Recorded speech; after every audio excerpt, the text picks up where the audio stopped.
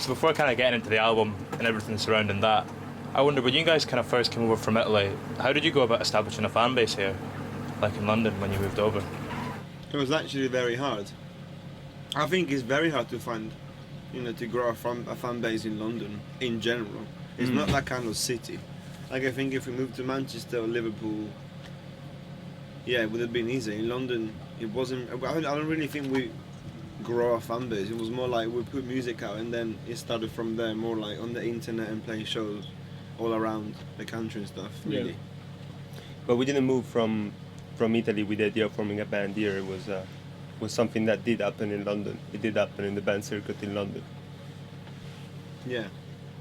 And when I interviewed you once before, you spoke about how you were perfectionists. Is that something you've always been, or was that something that kind of developed over time? It's an issue, man. It's an issue. Like, it's what we're trying to give up on often. Yeah, this guy pushed us to become even more perfectionists. Yeah. It's good though. I mean, I think it's good. I think it's good to, be obsessed with your crafts. So did you self-produce this record? Yeah, totally, yeah. I produced it all. And engineered most of it. He did.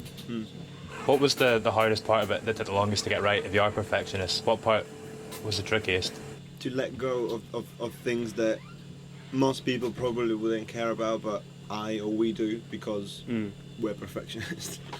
Yeah.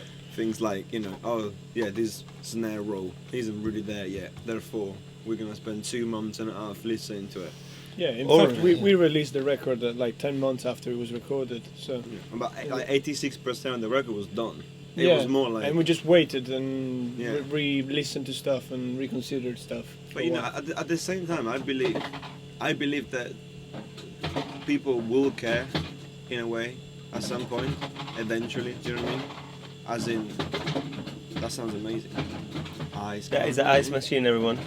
Because like when I listen to David Bowie's records from the past now, I do kind of like listen to all those things and I'm really into it.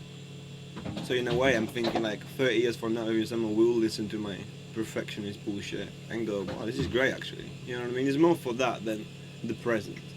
It gives it that timeless quality. Yeah. I think that's what I like being a perfectionist, otherwise no fucking point. I mean, you mentioned there that you waited 10 months until it came out. Did it change a lot in those 10 months? Did you alter it quite a bit, or? I believe there was quite some mixing, yeah? The weird bits have changed. The songs stay the same. Yeah. Like the intro, Temporary Volcano, changed at least 10 times.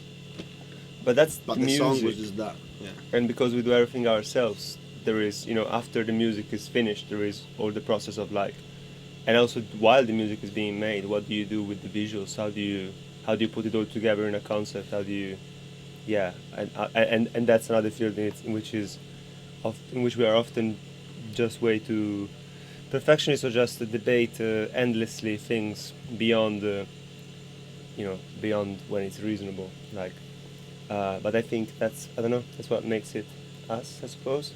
Yeah, it's great, man. It's really good. It's fun. fucking amazing. I mean, one of the things I love about the album is the way that it's so seamless, with its transitions and the way each track goes into the next one. Was that something? Oh wow, thank you, man. That means a lot.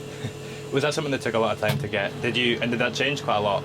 Those transitions? Because I mean, you have those samples scattered out as well, like vocal samples.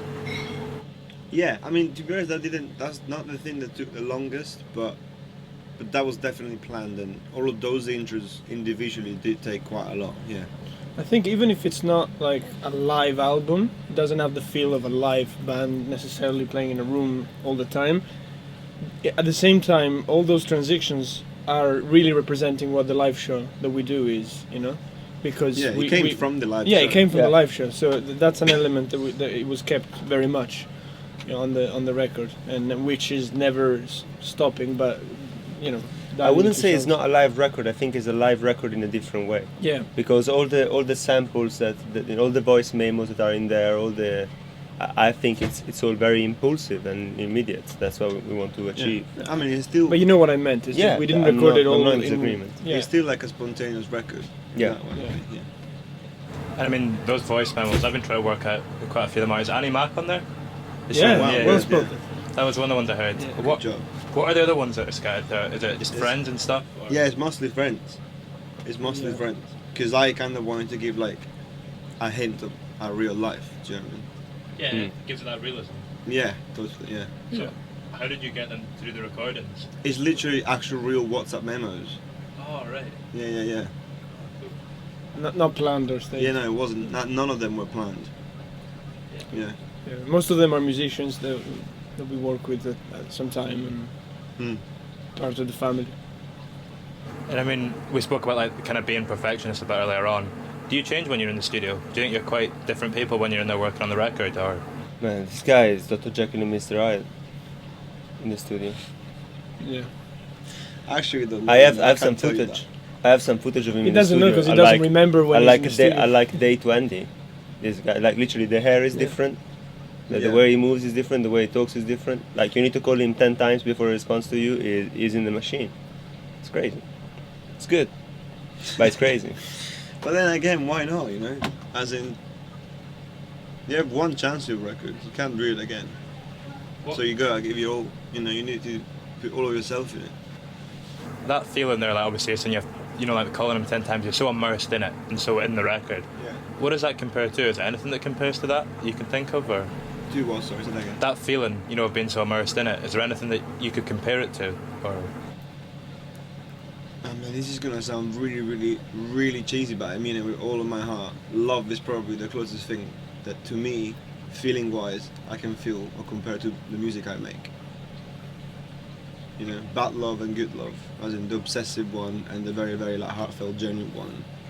It kind of, I still think like with music, I kind of like, you know, try to chase that feeling that I had in the past, or I will have again. You know. That's something that kind of comes through in the record as well, because there is this sense of fun and kind of warmness to it that is like Yeah. kind of exudes from it. I mean, most songs are still about love. You know, I mean, it's quite generic for me to say it like that, but you know, the record is about relationships and kind of like intimate stuff. You know, even sometimes the music is really in your face, but the lyrics come from a place that isn't like aggressive. You know what I'm saying? What sort of a period where, like lyrically at least, the song's written over?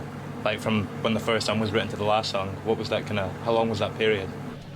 I wrote all of the songs in a month, which was July, in 2018. No, 19, 18. 18, yeah. Yeah. So, I don't know what day it is. Yeah, 2018, last year. Yeah, July. does that happen a lot? Like writing that many songs in a month, or was that? No, at all. No, at all. I usually try to do as many things as possible. I'm not that kind of songwriter that writes all the time. Like I make a lot of beats. I work with a lot of hip hop people, grime people, and I'm recently getting into fashion slowly. So I don't really do that songwriter thing like in that classic way. But because I knew how to make an album and I wanted to make it more about the songs, then that's why I brought all of them in 1 month. Yeah.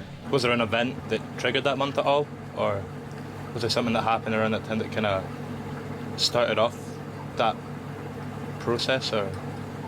You know what, actually, talking back about love, because I wasn't heartbroken or because I wasn't extremely in love with someone, it was actually harder to write those songs than what it usually would be.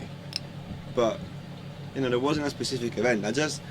London influenced me a lot. The album in general to me is really also London. You know, it's about being in London at that time. I think it just being around really just gave me all the words quite quickly. I think that we did, you know, before doing the debut album, we did 3 EPs and a few singles.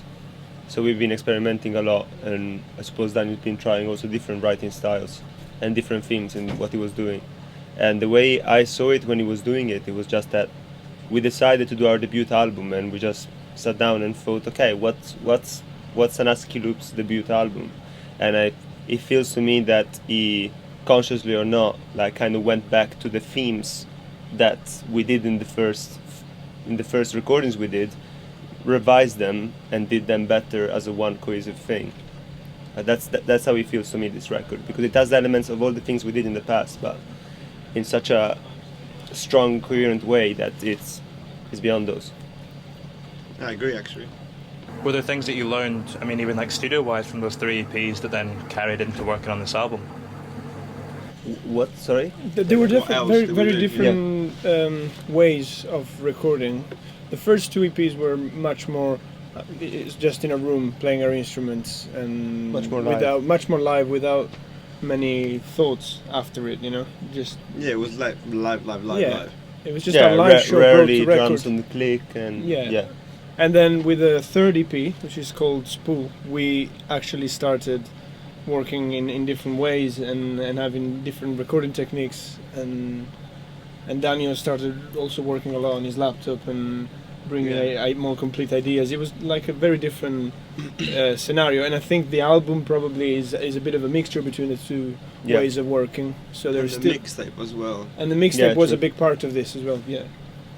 I think also as a producer, generally working a lot with hip hop just kind of made me change in that way.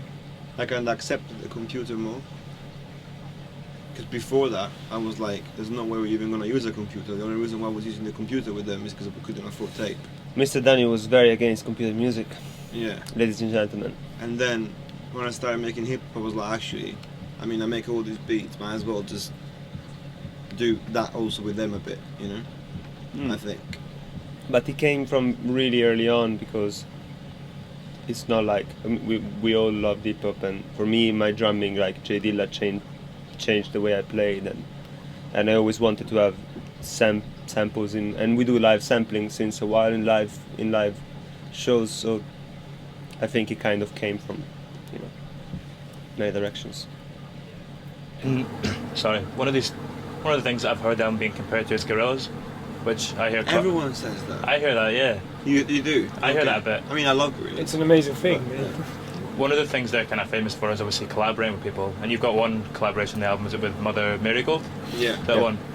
How was that? And how did that kind of come into the process, getting someone else in to do a bit on the record for you? How did that come about, and what was it like? So, you know the outro of the album is called Joy? Yeah. That is, the guy talking with me is a great artist from London called Joy Anonymous. He was working with Mother Mary, who came from New Orleans to work with him in London. And me and him worked together like basically every week kind of thing. He introduced me to her, and then she fell in love with also my music and Husky Loops music. And we did the song in a mixtape together called Get You Back Leaning. I was forgetting that. And then I just kind of felt like she's just this amazing underground American singer / rapper / artist, and we just kind of felt it was cool to have like only one feature with her, because I'm pretty confident no other band in the world would have had that ever. You know, now probably they would, but before, you know what I mean? I kind of feel like this is something I can start, so let's go. And she's fucking great. I don't know. I mean, it's not like we're the first band that is featuring any hip hop artist, but it's No, but with her, like, with there's no her, way with her, anyone else no, would yeah, have done yeah, it. You know definitely. what I'm saying? I don't know. We really like what she does. Yeah, she's great. Her, She's her actually delivery. great. So These are very good questions, by the way. yeah. Yeah. Hey, you mentioned the outro there, which was one thing I wanted to pick up on. How did that? Do you just have the mics rolling all the time, or how did you manage to collect My that? memos are rolling a lot. Actually, I got mugged the other month, and I lost all of them because I'm stupid and I didn't back up any of them. There were like hundreds of things like that, and they're all gone. So is that how all the songs originate? Did it come from? Yeah, Are you always singing things into the phone? always. Yeah, chords. Yeah. Mostly chords. And then, yeah. That's what I'm saying. There's probably like 10 albums in there. Gone. See you later. But whatever, you know. Someone told me Orc lost his hard drive once, so if he did that, I'm fine. Do you know then where the next album is going at all? Can you tell Yeah. already? What sort of thing do you I think? mean, I have a concept already. We talked about it. We all love it. We're probably going to do that very soon. Yeah. I've just got one left to finish off, and it was about the album cover, because obviously you have this cover where people can draw their own artwork on it, and I wondered, what's the best piece of artwork you've seen so far that's been drawn on the cover? Oh, we have Actually, something we coming received out it today, now. I think, the Yeah. best one. That was crazy. It's mental. Yeah. I Just mean, mental. Brian Eno drew on it, which was absolutely like, you know, I don't know. I just felt amazing Hands down. about that because it's Brian Eno. Roger Taylor did one. I mean, Alison obviously, when Mossart people did you one. love do that, you just feel like the kid inside yourself cries a bit. But They're all documented on a Instagram account called I Can't Even Speak English, and eventually we'll be like trying to do an exhibition from them because they keep on coming in. The one we received today is from this animation group, collective Animation studio, called Studio Studio Chroma. Chroma. And they're from our hometown, Bologna, and they've done Crazy. our they're amazing, and they've done our music video for Every Time I Run. So Yeah. all the puppets and animation. So they did like the something like- animation of the vinyl coming out, and then it becomes a drawing. It's crazy. I'm like, but that's what I love the most about the concert. There, people didn't just stick to the marker. Actually, most people didn't use the marker, which I love, because to me that's just a white canvas. Yeah, And the fact that someone like makes it into an animation somewhere else with the collage in it is great. but it's just such a fun like thing to do, and I can't believe that no one else did it before. That as a band, especially when you are like doing a debut album, you are exporting so many assets. You're doing a campaign in which you are pushing whatever is your asset onto everyone and shouting at them, listen to my music. And all those spaces, they can be a canvas. All those spaces can be something that actually can be of the person who is watching that asset, that is consuming that asset. And that's what we've been trying to Yeah. do. Thank you very much for your time. Cheers. That was Okay. great. Thank you. Thank Cheers. you. Great question, man. Oh, thank you. Really, really good question. Nah, I love the album. So, cheers. Yeah, it's really good and refreshing to have your question.